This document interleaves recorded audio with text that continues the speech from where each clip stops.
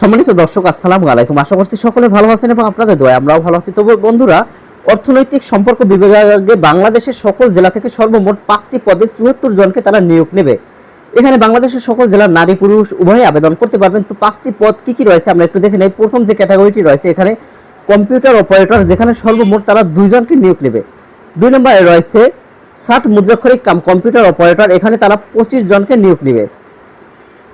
3 নম্বরে রয়েছে অফিস সহকারী কাম কম্পিউটার মুদ্রাক্ষরিক, এখানে তারা 6 জনকে নিয়োগ নেবে।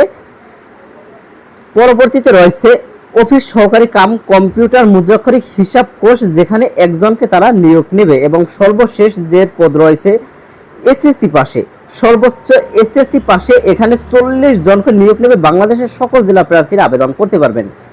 তো এখানে কিন্তু আপনারা আবেদন শুরু হয়েছে এখানে 1 জুন এবং 30 জুন পর্যন্ত অনলাইনের মাধ্যমে আবেদন করতে পারবেন। তো বন্ধুরা, ভিডিওটি দেখার সাথে সাথে 10টি সাবস্ক্রাইব হওয়ার পরবর্তীতেই আমরা পরবর্তী আরেকটি নিয়োগ বিজ্ঞপ্তি প্রকাশ করব। তো আপনাদের কাছে শুধুমাত্র একটাই অনুরোধ, যারা ভিডিওটি দেখলেন অবশ্যই একটা সাবস্ক্রাইব করে দিবেন। বন্ধুরা, এতটুকু আপনাদের কাছে রিকোয়েস্ট যে ভিডিওটি দেখার সাথে সাথে আপনারা একটি সাবস্ক্রাইব করে দিবেন।